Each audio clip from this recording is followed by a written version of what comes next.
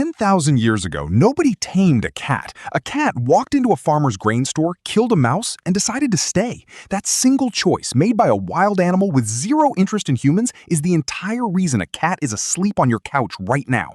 Look at your cat, or picture one you know. Its skull, its teeth, its hunting instincts are almost identical to a wildcat prowling North Africa 10,000 years ago. You feed it, you clean up after it, you call it a pet, but genetically, almost nothing about it has changed. So, did you tame your cat, or did it just decide your house was a good place to hunt? Stay with this, because the answer explains almost everything confusing about the animal sleeping in your home tonight. Go back 10,000 years to the Fertile Crescent, the strip of land running through modern-day Iraq, Syria, and Turkey. Humans had just done something new. For the first time, they were storing food instead of chasing it. Piles of wheat and barley kept in mud brick rooms through the winter. Grain attracts mice. Mice attract a small, solitary hunter called Felis sylvestris libica, the African wildcat. No one invited it. It simply followed the food. Picture a grain store at night, dust hanging in moonlight, a wildcat tracking a mouse between sacks of barley. The farmer never called it, never fed it. The cat was already doing a job it knew how to do, for a reward it had already found on its own. This is the part that surprises people. Dogs were bred. Wolves were selected generation after generation for cooperation and obedience. Geneticist Carlos Driscoll traced the DNA of nearly 1,000 domestic and wild cats and found something the dog story doesn't have.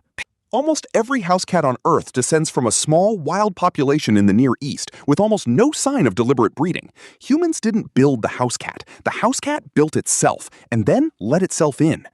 In 2004, archaeologist Jean-Denis Vien uncovered a grave on the island of Cyprus, 9,500 years old, where a human was buried side by side with a cat on an island cats could never have reached without a boat. Someone loved this animal enough to carry it across open water and bury it beside them. But loving a cat and breeding a cat are two very different things, and only one of them actually happened. Even in Egypt, where cats were worshipped and mummified by the millions, you'd expect that much devotion to reshape an animal completely. It didn't. When scientists studied the DNA of Egyptian cat mummies, it was still almost identical to wild African cats. Centuries of religion never rewired the animal. Here's the mismatch. Your dog's brain has been reshaped by roughly 15,000 years of humans choosing which ones got to reproduce, favoring loyalty, eye contact, eagerness to obey. Your cat's brain has been reshaped by almost none of that. Biologist John Bradshaw, who spent decades studying cat behavior, points out that the house cat is barely more domesticated than its wild ancestor. It just tolerates you better than a wild cat would. So when your cat ignores you when you call its name, that's not defiance. Wolves evolved into dogs partly because the cooperative ones survived better inside a pack, where listening to a leader mattered. Cats never lived that way. In the wild, Felis sylvestris libica hunts alone, and it answers to no one. 10,000 years later, neither does your cat.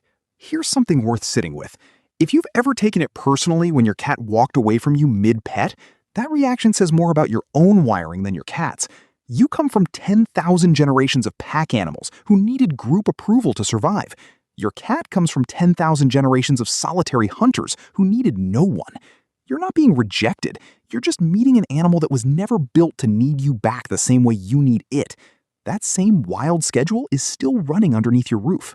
Wildcats hunt hardest at dawn and dusk when prey is moving but the light still hides them, and a domestic cat's body never got the memo that the hunt is over.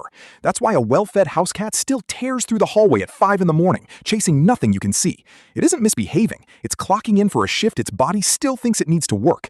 If you want to know which other animals invited themselves into human life instead of the other way around, subscribe to Neanderthink. Even the sounds your cat makes were never meant for other cats. Adult wildcats barely meow at each other at all. Meowing is something kittens do to their mothers, and it's supposed to fade out with age. Somewhere along the way, a cat figured out that meowing worked on humans, and it simply never grew out of it.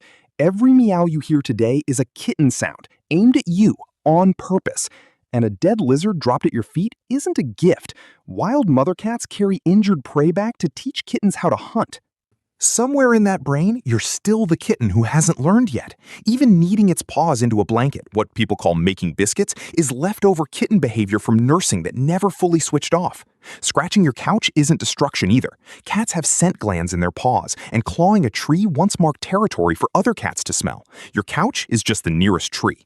And yet, psychologist Kristen Vitale ran the same attachment tests on cats that scientists once used on human infants, separating them briefly from their owner and watching how they reacted when reunited. Most cats showed a real secure bond, the same pattern seen in loyal dogs and attached children.